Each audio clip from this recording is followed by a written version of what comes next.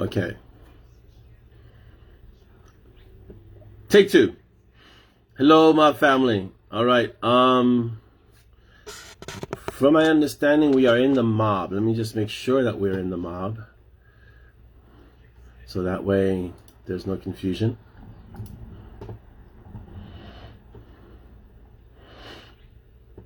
It says I'm live now. Hello, Linda. I'm live now in the mob, so that's awesome. Hello, Linda. Let's see who else is here with us today. Craig, hashtag Villain Life. How are you? Good morning. Well, way early morning, Jeanette. Good morning. Welcome. Hope you're all doing well today. Hello, Linda. Good morning. Yeah, this is the super comfy comforter. It's orange. I mean, I don't think the phone catches the color really well, but it's this really bright orange on the edges, and you got a big peaches in the middle, which looks amazing. Yeah, hi Stacy. This is from Galandara. Galandara, who did the artwork. So it looks incredible, the peaches, and it's really comfy. Hello, Davina. Good afternoon. Darren, how are you? Welcome. Hello, Dolly. So, hello, Wendy. Dolly is really not here today. She is, she's on the school run, and they had half a day, and so it didn't make any sense for her to go and come back, and then go and come back again. So she's waiting for one of the Valkyries at school. Hello, everyone at YouTube. So she's really away, and so I will read when it's time for her to read the questions, if she can, because she might be driving back by the time we get to the questions. But I will read the questions, and maybe she'll be able to answer in the text. We'll see. So how are all you doing? I'm hoping you're all well. Hello, Cynthia. Hello, Malcolm. It's okay. You're here. Wow, Jenna, you're heading for autumn. We're heading for spring. So it's amazing. Yeah, this peaches blanket is amazing, and it's so comfy. And Z stole it. Z, come say hello. Oh. Our greeter is on her way. Hold on. Our official greeter. Hi. Say good morning. Good morning. Okay. So this is our official blanket. That was our official greeter, and we've officially started. I hope you're all doing well. I hope everyone on YouTube is doing well. Around the world, everyone's doing well. And so let me start the shout outs, and let's start our show. Hi, Cynthia.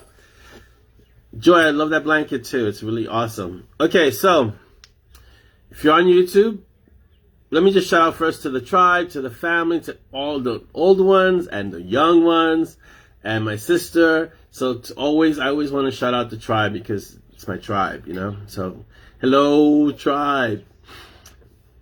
On YouTube, you can follow us at Storyteller, Bitten Peaches Publishing. We're on YouTube, and like, subscribe, and share our channel. We can get a lot more traction that way, but we know it takes a long time. But please go to YouTube and like, subscribe, and share us. Okay. Let's see. I'm reading some questions in between everything.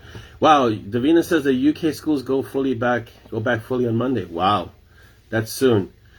Yeah, Jeanette, the sinus, it hasn't really started here yet, the sinus season, like that allergy season, but it's going to start soon, unfortunately, I think. When the winter's bad, I think the allergies kick up. I don't suffer from allergies, but Dolly does, and two of the Valkyries do sometimes, depends on the year. I hope they don't really get it bad this year. Hello, Heather, good morning, welcome. So yeah, so that's you know, we're about to, I'm really, let's see, was it yesterday? I think it was yesterday. One of these days that I walked, I do my walks in the morning, and the days I don't go to the gym, and I walk, and it was 26 degrees with a wind chill that made it feel like, I want to say 20. It was Arctic. And so I was like, I'm ready for winter to be over and for at least even spring to arrive. But I know that with spring, everyone who suffers from allergies gets hit. So I really feel bad for you guys. So let's move on. Yeah, so hopefully you guys can deal with the allergies. We do a lot of Claritin or Zyrtec. It depends on how severe it is for the year. All right, on Instagram, I've been really active on Instagram lately. So I've been putting up trying to put up excerpts from the books, really interesting, pieces of the story. So go follow us on Instagram at Bitten Peaches, and just like us over there and follow us on Instagram, because it's growing and the page is looking really fun. It's looking like it's getting really interesting. So go over there. I'll put up a lot of stuff. I put covers up there. I put parts of the books. I put great sayings. So go follow us on Instagram. Jeanette says, had CT during the week and my sinuses are full of muck. Oh, I almost wish I could get Monty to blast them clear. It's rough. I know Dolly and the girls suffer from allergies. When they suffer, it's really bad. I got maybe a month before my allergies start up and people start giving me dirty looks for coughing in public. Yeah, it's going to be rough, especially now with the pandemic.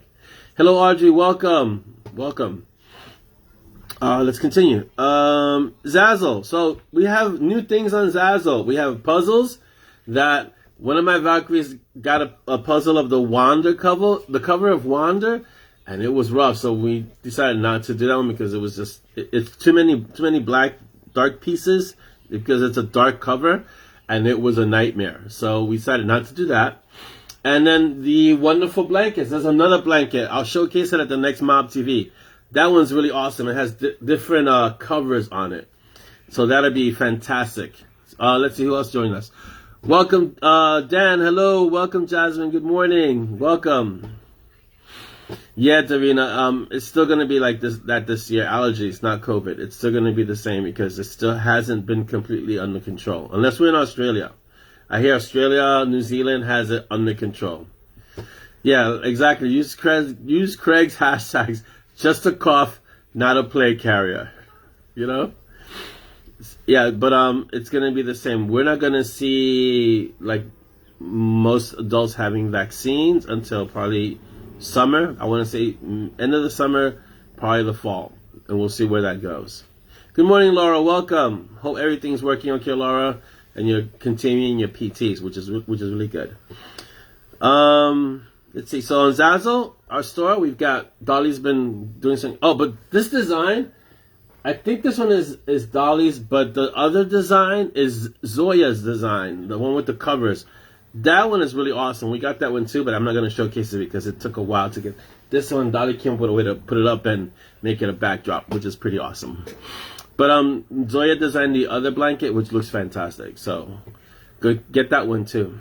I like Malcolm. Hashtag play carrier, stay away.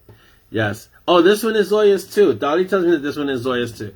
It's an awesome design. Zoya's been doing some amazing design work lately. So yeah, I have the Valkyries are even the Warrior, they're all very creative and design oriented. So this is amazing. So this is my daughter's blanket design. This is Peaches. Zoya, this is your blanket design? No, that's Mommy's. Okay. The other one is Zoya's blanket design. This is Dolly's. The collage. She calls it the collage. I'll show it to you next Mob TV. And let's move on. So we still have our Patreon. So those of you who aren't signed up, please sign up to our Patreon.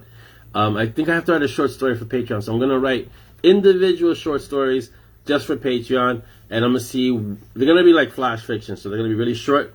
And it's good for me because I haven't really written flash fiction. Flash fiction is about 1,000 words or less, around 1,000 words area. So I'm going to see if I can do one of those for the Patreon patrons, which would be awesome. And our newsletter. So we have a monthly newsletter. So please sign up. Just go to www.orlandoasanchez.com and sign up for our newsletter. And you'll see the top part says join the Warriors. And then you just sign up for the newsletter. You give us your email and you'll sign up. And don't forget to follow us on BookBub. On BookBub, we're out there under Orlando Sanchez, I believe. Orlando A. Sanchez. And so just follow us there too. Also, there's so many places we are. On Binge Books, I am the featured author this week. I think it lasts until Tuesday, if I'm not mistaken. So go to Binge Books, follow us, leave reviews of the Monty Strong series. I think there's only one review because Binge Books is brand new, and the one review that's there is kind of like iffy. So go to Binge Books, follow me on Binge Books, and please leave your reviews there. Yes, the A, Jasmine, I tell all the tribe, the A stands for awesome, but it doesn't really stand for awesome. But it is awesome. I tell them it's awesome. Let's see. Joyce says I have both Moderna shots already. So Dolly put up the link to Binge Books, so please get it. Please go there and visit and leave your reviews. Joyce says she had both Moderna shots already. Second one was rough. It was really pushed. Oh yeah, a lot of places are really pushing it. Yeah. Yeah, I'm gonna be doing some flash fiction, Chris. So it's for the patrons only. So you're only gonna find it on Patreon, and they're gonna be short little stories, but it's for the patrons. Jeanette says the state pays another $350 to help cover the lost wages while waiting on results. That's good. Yeah, Australia really did this well. New Zealand really did this well. Oh, Jeanette says Gollum is amazing to listen to, especially when Bangers and Mash showed up. Oh, I definitely have to listen to that part. Wow, I completely forgot that Bangers and Mash makes an appearance there. So I have to go listen to the Gollum, because I know I have them scheduled for at some point this year, or maybe early next year, but I'm definitely going to do a lot of Bangers and Mash. So, yes. Excuse me. Yeah, so Chris says we had our second Pfizer shot last Saturday. Wasn't too bad. Vicky says sausage and potato. Well, Bangers and Mash, as you guys know, is I mean, some of you should know, it's an English breakfast. So I really wanted to bring it into the Monty and Strong world, but I wanted to make it funny, and they're gonna have their own funny parody of Monty and Strong. So it'll be a lot of fun. Dolly says the A stands for author. Yes, because it's usually if you see Orlando A. Sanchez, it's usually the author brand name. Like, I try to make Orlando A. Sanchez the author brand name, and usually I just go by Orlando Sanchez. But my middle name does start with an A. Vicky says Bangers and Mash is an English anytime meal, to be honest. Okay, that sounds great. It sounds like, from what I can tell, it looks really tasty. So, definitely. Sausage and potato. Alright, so let's get to what we have going on. Day Rend is currently out and doing fantastic. Don't forget to leave your reviews, guys. So I think it's sitting at like 40 reviews or something like that. Let me check real quick. Yeah, it's sitting at 44 reviews. So if you haven't left a review for They Rend, please do so. And, just leave a review. It doesn't have to be long. It just has to be there. So please do that. Sharon says Bangers and Mash, not breakfast in England. It's dinner with peas. Oh, okay.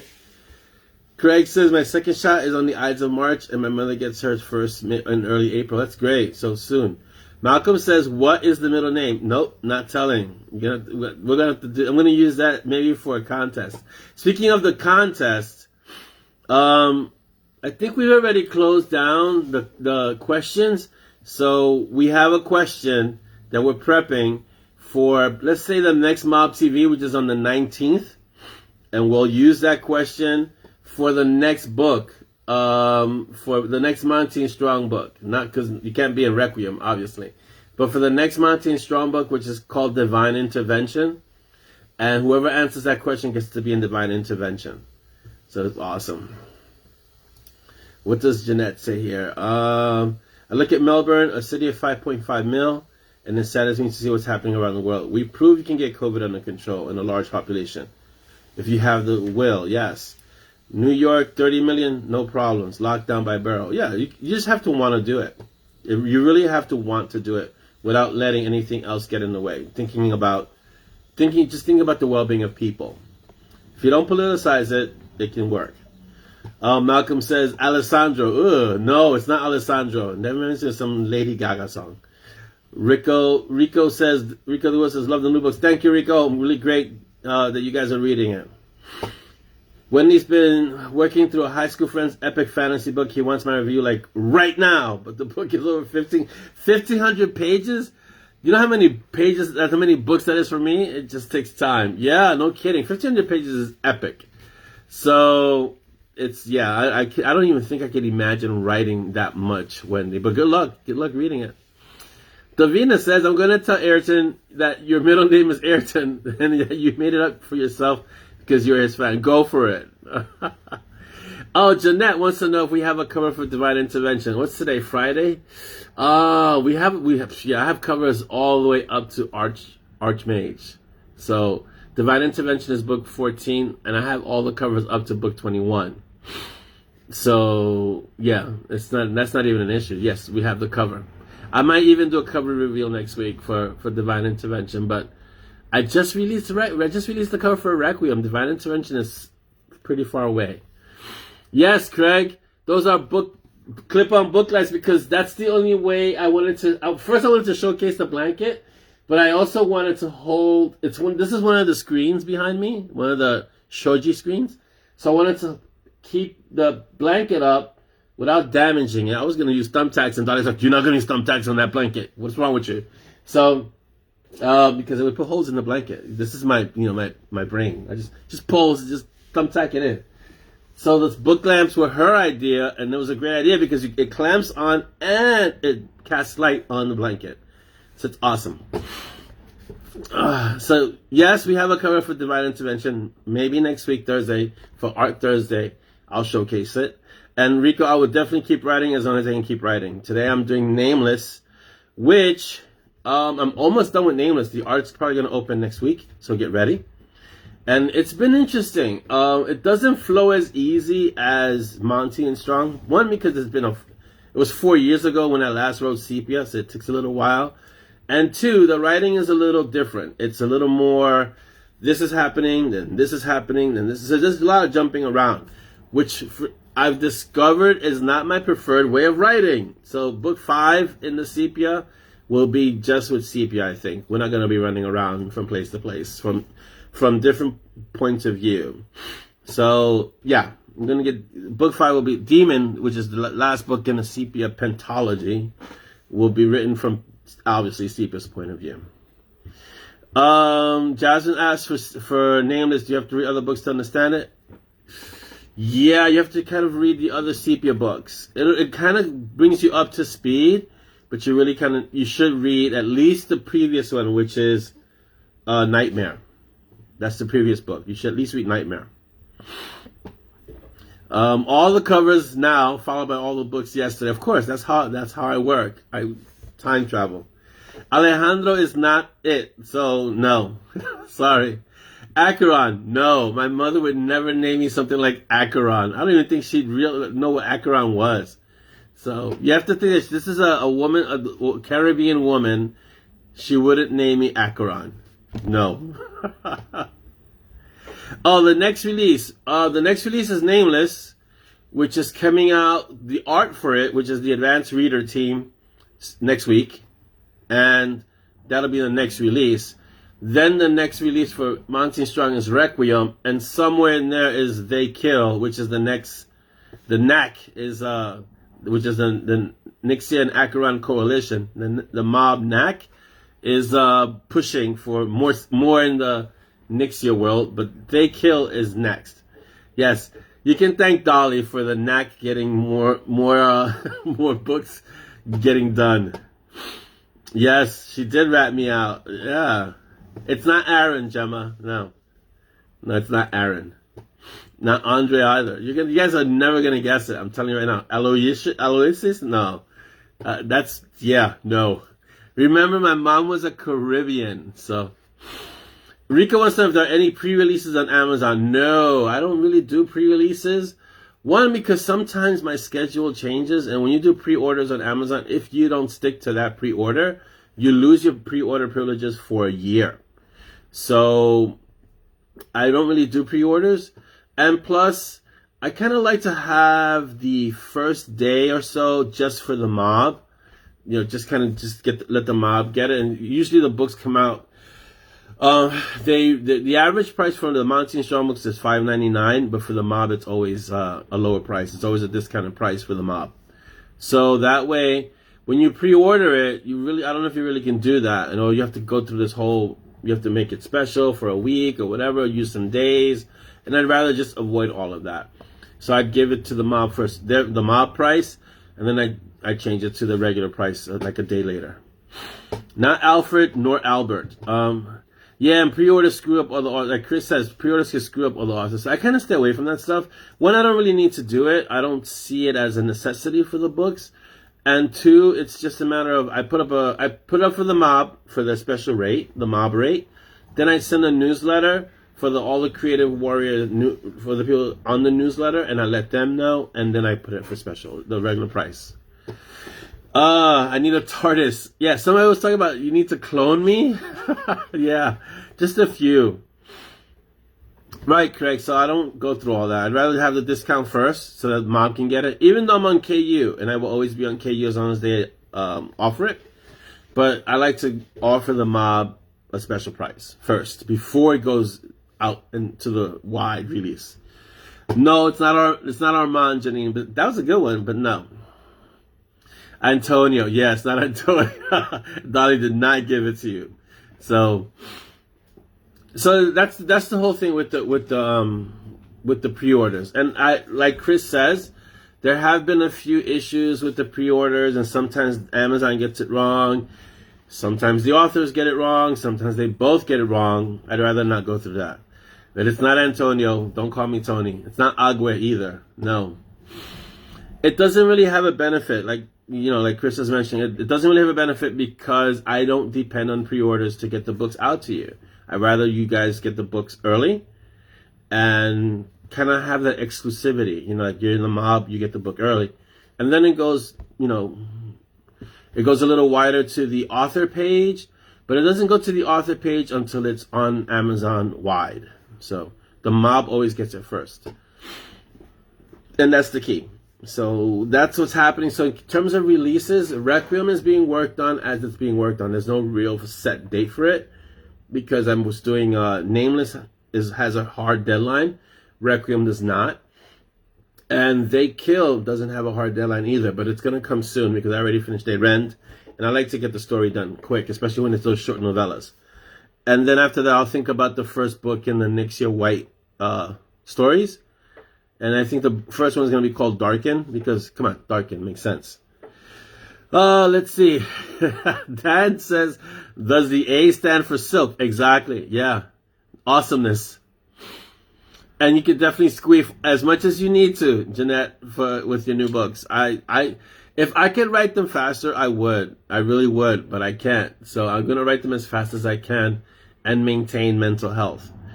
Like even today, going to the gym today. Today's my beast day, which is the day that I lift heavy. It was rough getting out of bed today. It was like, oh my God. Even yesterday, I took yesterday off from training. So if you follow me on Instagram and you don't see a time, it's because I took that day off. Amadeus, that's a good one. Yeah, it's Amadeus. That's fantastic. But even today I made it to the gym and I trained. And there's always, it felt light, but it's hard. It's a hard day. And it's like, yeah, I need to rest my body only because I'm pushing on a deadline for Nameless, which is today and this weekend. Today, not so much, but this weekend, I want to get it done over the weekend, finish it. I'm already like at over 30K. I'm at like 34, 35K. I'll get it done by next week and release it to the art. And then the art gets to shred it. And then it goes for another hard edit on the 15th, from the 15th to about a week left. And then it goes out this month. So from the 15th to the 19th, it gets edited again. And then I really can push They Kill and Requiem. Requiem is almost half done. Well, I won't say half, but like a good 30% done. And I stopped writing Requiem because I wanted to focus on They Rend and Nameless. And now I'm going to jump into Requiem. Requiem is at the pivotal point where they go do what they need to do for the story. So it's like, it's about, it's called like the inciting incident. Requiem is at the point where if you're looking at a noir movie or reading a noir story, it's when the detective is about to take the case. That's where Requiem is. So it's this is where it starts to catapult into action. So it's going to be a lot of fun. Requiem is a lot of fun. And I've said that, and it's not a lane. No. Jeanette, I've said the same thing. No one writer can satisfy the needs of every reader that's out there. And not maybe a Johnny. I'm not a, do I look like an Ajani to you, Craig? So no one writer can do that. This whole thing, and it's not you guys, but just in general, I've heard about how writers are in competition. Writers are not in competition because no one writer can write enough or fast enough to fulfill the needs of all the readers that exist. It just cannot happen. Not to mention all the different genres that are out there. So I'm writing an urban fantasy, some thriller, a little bit grimdark, but you've got romance. I was discussing romance with Dolly earlier today. The romance writers, the readers of the romance stories are ravenous. You cannot write fast enough for romance readers. It just doesn't happen. You just can't. It's just too many of them, and they read really fast. And they're called whale readers. They'll read books a day, not just one book, but books in one day. So you can't write fast enough for them. So in urban fantasy, you have readers like that, but it's not as fast. But you guys read fast. Like, I'll write the book, and the next day, some of you are saying, "Okay, so when's the next book?" I'm like, I just put this one out yesterday, and so it's a good problem to have. I'm privileged and honored to be able to have readers that go, "Okay, when's the next book?" Because what's the opposite of that? Well, wow, your books suck, so we don't want the next book. No, not Archimedes, not Archibald. So exactly, Jeanette. You have to have favorite authors. I'm always of the mind that authors should connect with their readers because it's key. One of the reasons why I never use fans, because fans seem very one way. Authors need to connect with their readers because in between the books, like in between writing the books, you should talk to your readers. You should hang out with your readers and connect with them and say, "Hey, how's it going?" You know. Yeah, I don't think I hope I never hear that, Jasmine. Jasmine, I don't think you ever hear that your books suck. You guys have been amazing in terms of, like, I'll write Monty Strong, and there are authors who will write one type of story and try to go into another type of story, and the readers are like, "No, you can't do that." But the mob is fantastic because it's like, I'll write Monty Strong, now I'm writing Nixia, and you guys are like, "Yeah, write more Nixia," and I was just testing it. Same thing with Gideon Shepherd. I've got to get back to that because there's a big group of the mob is like, "Okay, when's the next Gideon Shepherd story?" Same thing for Dread Warlock. When's the next Blackjack story? And so whatever genre I'm writing, you guys are like, "Yeah, go for it," which I am honored to have you guys do that. If I'm going to be like a Pratchett, that is a great aspiration to have, Janine. I mean, to even be mentioned and compared with Pratchett is an honor in itself, you know? Yes, Malcolm, some are ravenous, some are rabid. It's true, yeah.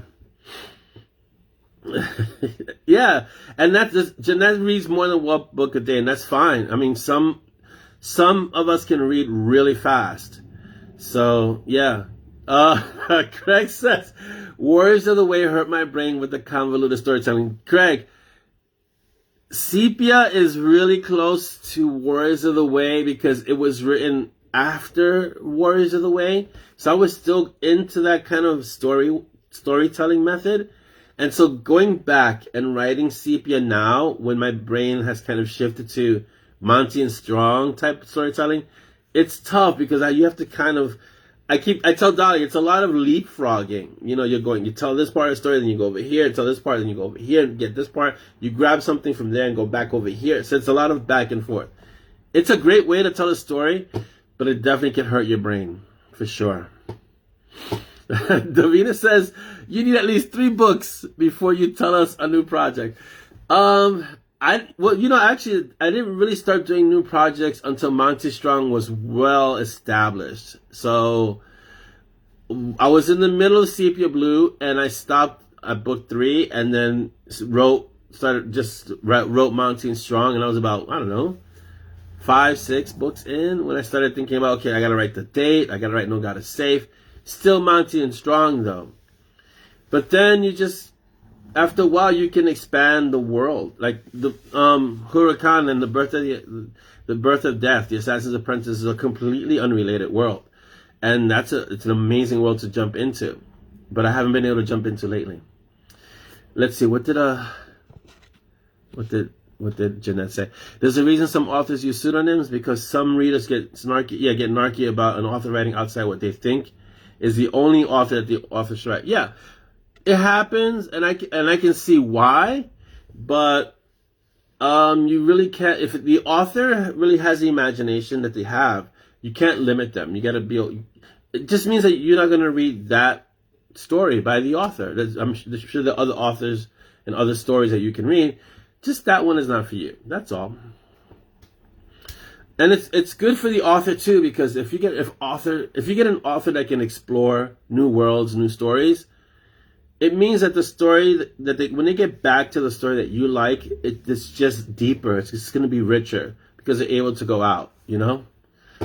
So the author gets to exercise their imagination a bit.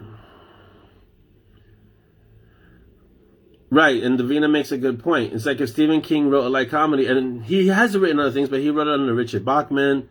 When he wrote The Green Mile, that wasn't horror, and so people didn't know what to do with it in the beginning, but it became a great seller, and the movie that they based on it was really good. I enjoyed it. I believe Tom Hanks was in it, and Michael Clark Duncan, when he was alive, played the other main character, and that was fantastic. So... yeah, but you'd be surprised, Jasmine. I mean, it's a great question. Who are we to limit you guys, like the readers? But you'd be surprised, because what happens, and it's not a negative thing, what happens is that readers get attached to characters. And so when an author decides to say, okay, I'm going to write something else, the reader's like, no, you have to write this story, you know? And as readers, we get attached to characters. Like if I were to tell you the curses I had for Jim Butcher after reading his last 2 books, just because I got upset because of what he did, and I won't spoil it for you, but I got upset. But that's what we do. We get attached, you know? And so we want our authors to write the stories that we like, because that's why we're reading that author. And so there's a reason why I don't have fans. I have readers, because readers love to read. Fans will only want a specific thing. And what happens is it gets really narrow. And that's when authors feel stifled, because they only want me to write this one thing. Well, you can't, because as an author, you may want to explore other things. So I made it really clear in the beginning of The Mob that I'm going to write Mountain Strong, but I'm also going to write this and write this. I wrote Warriors of the Way. I wrote The Sepia Blue. And, Blur is still out there. John Kane is still lurking in the background somewhere. So, it's why I call it the M&S world, but this because it has so many things in it. But I may have to call it something else, because it's just encompassing everything. So we'll see. Yeah, Malcolm, the Dresden issue is a tough one. Yeah, you can never kill the dog. So remember, you can never ever kill the dog. Yeah, never ever. The 2 times that I tried, the first time I tried it, I didn't realize that you couldn't kill the dog. So I was new to this, and I tried it, and the mob nearly hunted me down with pitchforks. So I said no. But then the second time I tried it, it was really obvious that it was not real. But the first time, whoa, I got some emails and some text messages, like some direct messages on Facebook, like, you don't even think about killing. It's like, Joy says, can you be a reader and a fan? Yes, of course. You just have to listen. As a reader, this is why it's good to read broadly, because you don't get locked into, I only read this. You want to read broadly. I tell my little ones, you should read everything. Read everything. So, but yeah, you never hurt the dog. And I think Michael Anderle in one of the first books kills the dog. He does it. And it's like, yeah. And George R.R. Martin kills everybody. So there are authors who buck that trend, but you lose. But my opinion is that you lose readers when you do that. You know, George R.R. Martin gets it anytime he does anything other than write a song on Ice and Fire, including Eat and Breathe. Right, like he should be chained to his computer and forced to write at knife point, which doesn't exactly. Then he doesn't want to write anything, because he's already taken a while to write the next song in Fire. But if he ever decides to want to write something else, he's gonna get crucified by his readers, because like, why are you writing something else when you should be writing a song of Ice and Fire? It's a tough situation for George. Also, on the other side is that he's taken a long time to write the next song of Ice and Fire. So, and he let the HBO show get ahead of the books, and so it's like It's a little bit of a catch-22. Like Patrick Rothfuss and The Name of the King, I believe it is. When you make your readers wait a long, long, long time, they get impatient. I mean, yes, there are other authors, but they like you, so they want you to finish. Also, you've left the story on pause. I mean, even now I'm writing Sepia, I'm like, wow, these guys have been waiting 4 years for the rest of Sepia, you know, and I feel bad. I'm like, oh, I've made people wait way too long for Sepia. And so it's like, yeah, you want to finish the old adage is finish what you start. Finish what you start. So if you start the story, start a series while you're still alive, because you can't do a Robert Jordan if you die, but while you're still alive, finish what you start, you know? I never read Jim Steampunk. Something Alera, I believe it is. So, you know, I haven't read it, but I've read all of Dresden. I haven't taken a dive. I have the Codex Alera, but I haven't read it. Craig says, to be truthful, an author that promises a book but fails to deliver it makes fans angry. Yes, because here's what it is. At least this is the way I view it. You're making kind of like an agreement. You have an agreement, or in a way of a contract, in a way, you know, where you say, okay, I'm going to write this book. You get it, you read it, and we're going to go on this adventure together. But if I say I'm going to write the book and then I don't write it, or I take, like laws informing me, 18 years for the next installment of the book, people get upset because they're invested in the commitment that or the contract that you have said. You know, you said, listen, I'm going to write this story and, you know, I'll get you the next one soon. But soon has been 18 years for those, you know.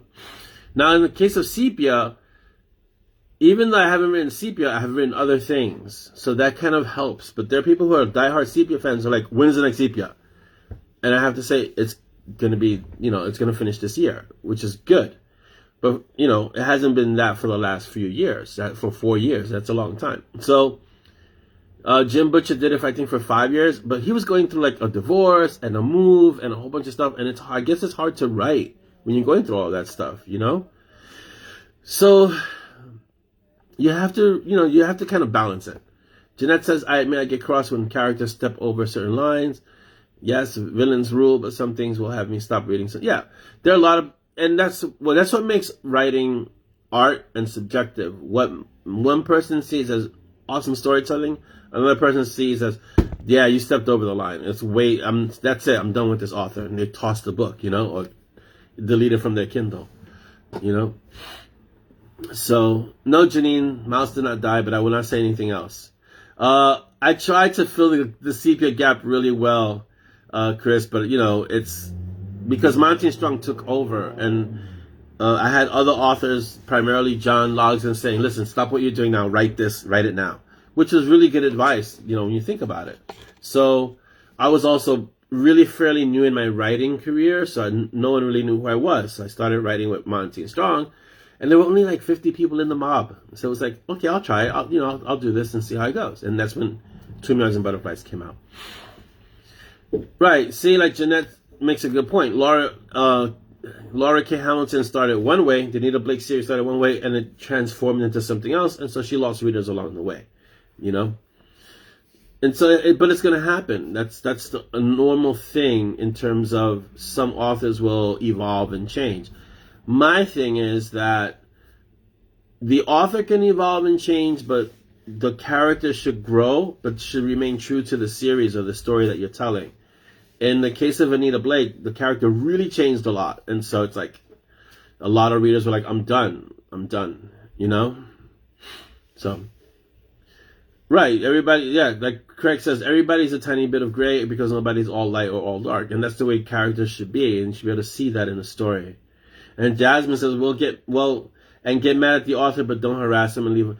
Yeah, because if you harass the author and leave a bunch of bad reviews, you're actually kind of working against yourself. Because if you want them to write more and you harass them, like when people were saying Jim is taking too long, Jim Butcher was taking too long, it's like, okay, but if you harass him, it's going to take longer, you know? Dad says, Gan has been suffering for 4 long years. He must be about ready to take some names. Yeah, he is. Malcolm says Melanie Ron did the same thing. 1997 was a book too. Hopeful 1997. Wow, that's a lot of books away, a lot of years away. Davina says, I want the Winds of Winter, but I can also see how the pressure makes it harder to write. I don't think he anticipated how big it was going to get from the show and how much pressure was going to be. Right. See, here's the thing about that you need to know about authors.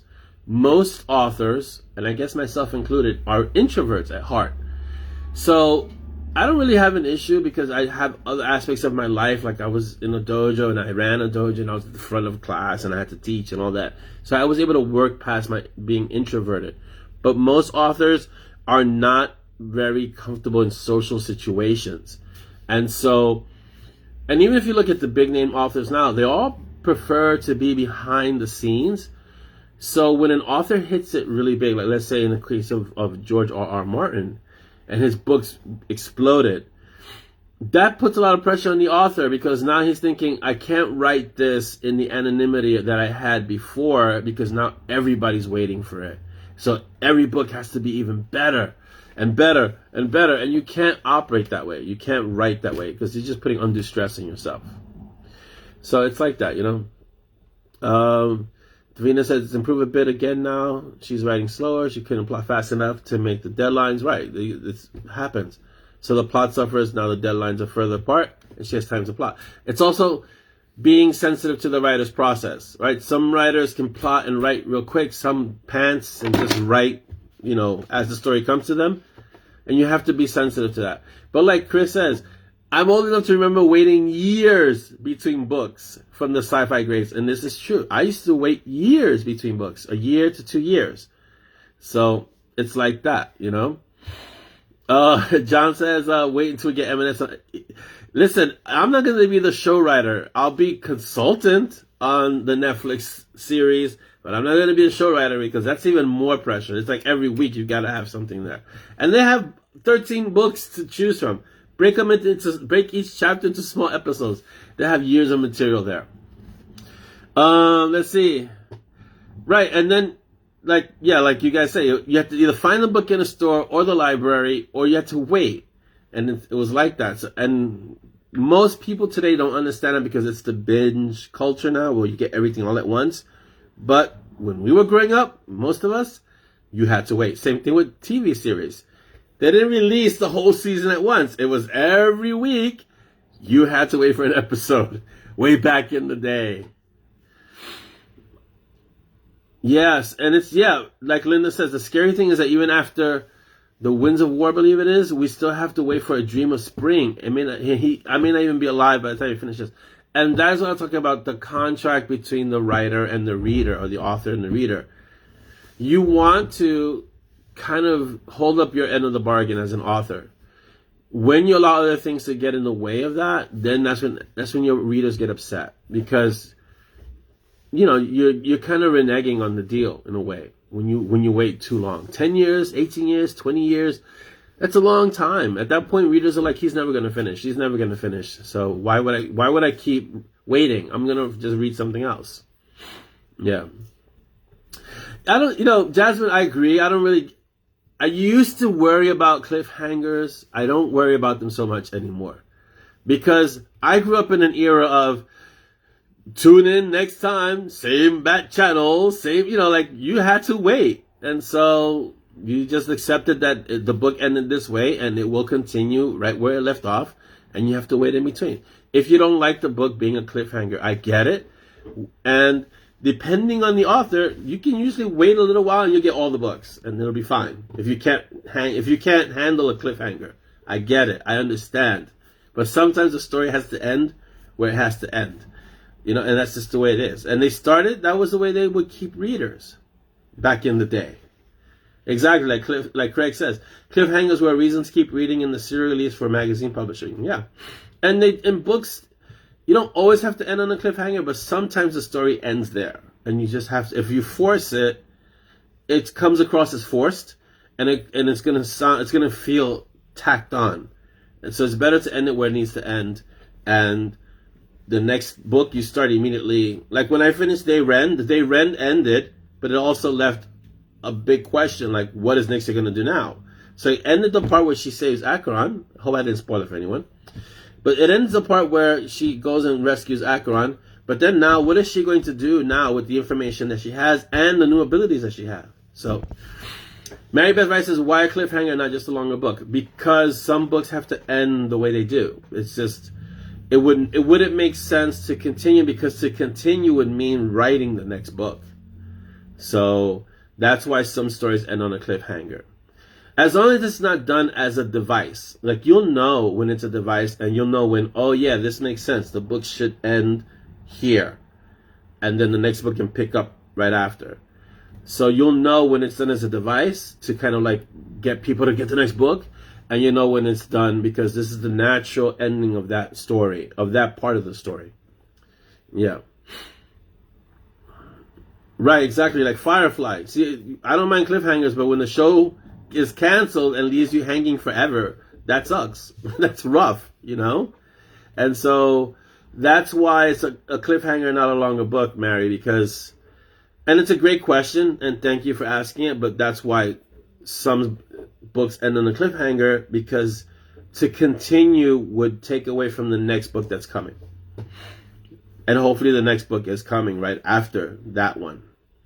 Exactly, Law. It's a generation of instant gratification, and people don't do well with deferred gratification, which is something you need to, we were taught, you have to wait.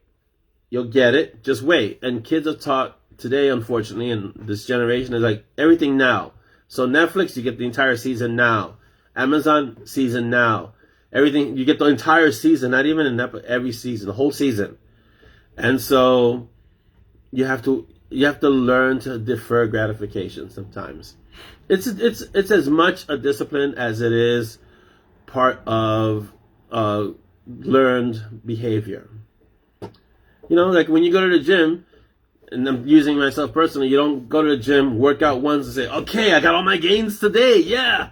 No, it takes years, and you have to go in knowing that it's going to take years, not expecting everything today. And so this is why we have resolutioners who start in January, and by March, they're gone every year. This is what, I used to work in a gym. You sign up your whole year. You sign them up in December and January because everyone makes resolutions. And then by February, and they're locked into contracts for a year. But by February, end of February, March, maybe April, none of those people go to the gym, and the gym is still making money.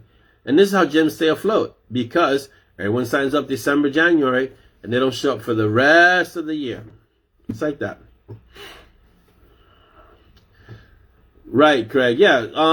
The latest one to do that was the WandaVision, where they were doing it, and the Mandalorian was doing that, where every week they would release one episode. So it's like that. Yeah, see, I went to the gym once. I found it most annoying that I didn't instantly drop a couple of dress sizes. People expect to step into the gym and immediately get muscle bound or lose weight the moment they step into the gym. Yeah, it doesn't happen like that. You know? And patience is a virtue. Reading, if you want quality, like Jeanette is saying, you need to understand that it takes time to write. I wish I could write faster. I really do. But then if I wrote faster, there's certain things that would be lost, and I wouldn't want to do that to the readers. So sometimes I'll write thousands of words, and then one day I'll be like, I'm not going to write too much today because, and the reason is that the process is that things have to percolate. I'm trying to undo a knotty plot problem, or something has to happen, and so it doesn't flow the same way that day. But then the following day, everything flows and everything falls into place. It's weird, you know? I know, not 11:22, 12:22, and it's gone so fast. I'm like, I don't know where the time has gone. We have questions to get to today too. So let's begin the questions a little early because we have quite a few. All right, and forgive me if we're starting the questions early. Okay. All right. That is $sign is 4:22 a.m. Jeez, Jeanette, thank you for being here so early in the morning for you. That's about the time I'm getting up to go to the gym, to get up and do things and get ready to go to the gym. 4:22, 4:30. On a late day, 4:40. So yeah. All right, questions. We'll start with let's start with Audrey because she's the question queen and so has rightfully earned her spot. Question. Orlando, how do you come up with the titles of your books? Wow, that's a good one. It always has to do with something with the story. Yeah, I got sidetracked, Chris. Sorry. But that's what these, there's no real agenda for what we're doing here. It's like we hang out, we're talking, we have coffee, this is what we do. So the question is, how do you come up with the titles of your books? For Monty and Strong, the titles come to me right away. I don't even have to really think about it. For the Nixia series, they came to me also 1, 2, 3. It was like they bite, they rend, they kill. So it does that series of titles came from Sleep Tight, Don't Let the Bed Bugs Bite. And I was thinking about that little kind of like, I guess it's like the nursery rhyme. You say, wow, what kind of thing would you tell kids? Don't let the bed bug, like some of the things that we say that are traditional sayings are really kind of creepy. Bye, Stacy. It was great having you here today. And you made it for a few. Yes, Jenna, we have questions. So it was great having you here, Stacy. Take care. So the Nixie stories, they all came together. They bite, they rend, they kill. And that's why I was going to end there. Of course, the knack stepped in and said, I don't think so. So most of my titles come in related to the story. So like Decons and Magical Nulls Elite Division, the next book is called Hammered because, Ursula uses a hammer. So, and she's also going to get hammered in that story. And so that it works that way. All of the titles have something to do with the story. So you read the title, you know exactly what it has to do with. It has something to do with the story. Bye. Jasmine has to go. Oh, no, Jasmine's replying to Stacy. Okay. Dolly has a question, but I don't know if she's going to be able to answer because she's probably driving right now. She's driving back. She's in Manhattan and she's coming back here. So have you ever had a supernatural experience? So I'm going to tell Ayrton that my middle name is Ayrton. The question for Dolly is, have you ever had a supernatural experience? I'm going to say, the day she met me was a supernatural experience. All right, next. Orlando, what was the worst investment you've made? Hello, Wanda, welcome. Not that kind of hammered, Malcolm. What is the worst investment you made? I once subscribed to something called Mangosteen, which was a scam. Dolly will always remind me of that because I was really invested in like, this is a good thing, Mangosteen. And she's like, it's a scam. No, it's a good thing. It's a scam. It was a scam. So that was my worst investment. Scarlett asks, do you foresee any, and is Acheron being longer than 3 books? The first 2 are great. Okay, and how do I feel about the feedback? Yes, it's going to be longer than 3 books because the knack has been awesome. And so they've been pushing, Dolly especially, been like, okay, this has to be more than 3 books, right? So, and the knack is actually a big coalition, not just Dolly. There's like a bunch of the mob. It's like, it's the mob knack. And so it's going to start with the 3 books. They bite, they rend, they kill. Then it goes into Darken. And then that's going to be a whole series, I guess. It'll be evergreen. It'll be open-ended. We'll see. At least for now. Chris Mendoza asks, do you ever regret giving a character a name that you later think could have been better named? Not really. Usually when I name a character that I think could have been named better, that character ends up dead. So I just remove the name from the stories. But I haven't yet had that experience. Most of my characters' names are pretty memorable. I try to make them so they're not easily forgotten or they don't sound like other characters. So like a character like Iker is awesome, Silk, Chi, Monty, Simon, they all stand out. Nixia, and a lot of them have histories behind it. Like Nixia is the name of a goddess of the night. Acheron, is the name of a demon. So things like that. And so those are the questions that were posed in the coffee clutch, but there are more questions. So let's go there. These are questions from Tina Rose, who asked them last time, but we didn't get to them. So it's for this time now. Here we go. She asks, how did Orlando meet Dolly? In a Barnes & Noble. It'd be awesome. What do you think? Huh? Pretty awesome. What is my favorite food and have you written about it in books? What food do you hate and have you written about it? My favorite food, steak. I like steak. Yeah. Steak, rice, beans. It's kind of like a classic staple food. Have I written about it in books? Well, the closest thing that I've written that's really good, if you ever get a chance to try it, is the pastrami and Katz's Deli, which is phenomenal. And so that has been written about in the books. What food do I hate? Liver. I don't really eat liver. I've never standed. My mom tried to pass off liver as steak once when I was a kid, and it failed spectacularly. And then ever since then, the consistency of liver never worked for me. And so I was like, ugh. So I don't like liver. And have I written about it? Not really, but maybe I will. What characters share experiences, likes, dislikes, etc. with you? I think Simon is the most relatable character in terms of being an outsider, being thrust into a world that he's not completely sure of, being really close to family, the one that you choose, not just the one that you're born into, and being really faithful and loyal to his family. I think that's writing from what I know. How do I write about it? I put Simon in really tough situations. So, what do you like about each other's writing? I'm trying to get Dolly to write. As you can see from the description she wrote in The Mob, she has skill, but she's a little shy. So maybe you guys can prod her to get started writing, because, you know, sometimes it takes other people saying, "Whoa, you could do this," for people to really take on something. But she can write. She has chops when it comes to writing. Okay, let's see. If there's any question you guys have, this is the time to ask them, because we've got 10 minutes. I can't believe how fast the time goes when we're just kind of like talking. So let me see if there's anything else that I missed. I hope I didn't miss anything. Oh, Jeanette reminded us that the audiobook, The Golem, is live.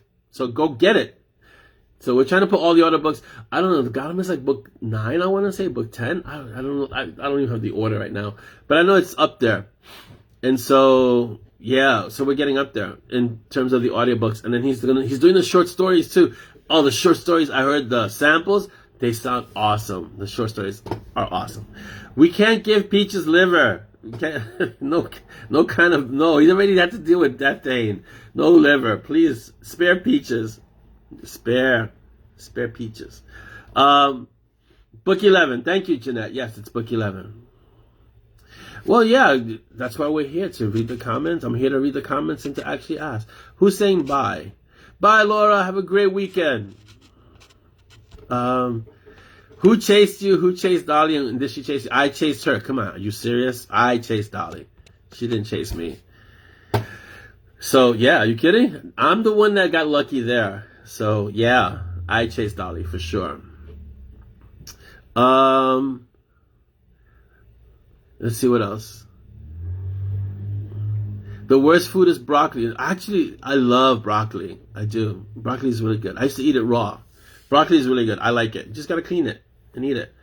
So, some of my favorite Chinese dishes, like Szechuan chicken or Szechuan beef, come with broccoli, and they steam it. Oh, it's so good.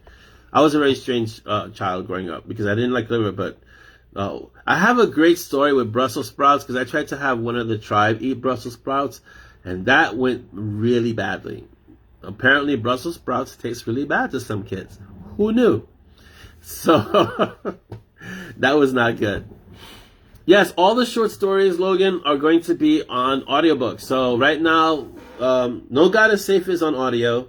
Then The Date and The War Mage are sampled, so they're already in production. And then you're going to have the last of the other sets. You're going to have A Proper Hellhound, Saving Mr. K, and another one that's all Monty Strong. So you're going to have all 6 short stories as audiobooks. So that'll be fun. It's going to be a lot of fun. But I got to listen to the Bangers and Mash intro in The Golem. That's going to be so much fun. Yeah, you know, there are a lot of trauma foods out there. We as parents, and Dolly's really good about this. She tells the kids, if you're not hungry, don't eat. You know, I remember when I was a little kid and you sat down at the table and they put a plate of food, you were not allowed to get up from the table until the plate was cleaned. And there's good and bad to that. If the child is a really picky eater, I could see why you would want them to really eat. But if you make the child eat even when they're not hungry, you could set them up for so many eating disorders later on in life. So you have to be really careful about that. But I remember my mom saying, "Listen, you don't get up until you eat everything that I made." And you don't question that when you're a kid, you know. So later on, it can become an issue. Jenny says it's a genetic thing. Some foods are so bitter to certain genomes that they're painful to eat. Yeah, it's true. Brussels sprouts are not bitter to me, but I know for some people they say it's too bitter to eat. It tastes bitter. So why would you want to eat something like that? You're right, Jeanette. Yeah, it's a different generation because my mom was born in 1940. So she grew up in a generation where there was a lot of poverty. So it was like, hey, you eat everything because, like Chris says, there are people starving in the world. So you make sure you eat everything on your plate. And that mentality comes from growing up and having scarcity, you know? So, right, John. Yeah, the clean your plate comes out of the war effort, wasting food equating to helping the enemy, right? Because you have to make sure that you ate everything because it was helping the country too. So I like mushrooms. I love mushrooms. Oh my God, mushrooms are awesome. See, so you can eat the mushrooms and Ayrton has to eat the broccoli. Come on, let's get cracking. Oh man, I marvel at how the time flies when we're here hanging out talking. It's almost like Sid is working overtime just to kind of mess around with time. So, and that's another series I have to get to. The designers. Oh, I really have to get to the designers. I don't know where I'm going to fit that in because this whole year is booked. I've got Sepia. I got another Night Warden to do, which is Nocturne Melody. More Nixia. More Monty. Division 13. Damned. The Assassin's Apprentice. More Damned. Yeah, it's a busy year. Yeah. See, Malcolm says, my parents and I had a long-standing feud over Brussels sprouts. Don't leave the table until they've been eaten. 4 hours later. Oh, jeez. 4 hours later. Yeah, that's rough. That's rough. Exactly. I'll subscribe to Terry's. All fungus is edible. Some are edible only once. There you go. That makes a lot of sense to me. I don't know about you guys, but that makes a lot of sense to me. Mushrooms taste fine, but the texture makes me think of slugs. So if they're big enough to be a problem, they're big enough to pick out. So you just got to be tiny. That's it. Yes, the 10 are always around. This is for sure. No, it's true. People do eat slugs, from what I understand. Yeah, Chris, your mom is in that generation where she was in the Depression. She's old enough to be from that generation, so she's going to have a different way of thinking about eating food. Oh, the 10, as in writing the story. Malcolm, yes, it's on the schedule somewhere.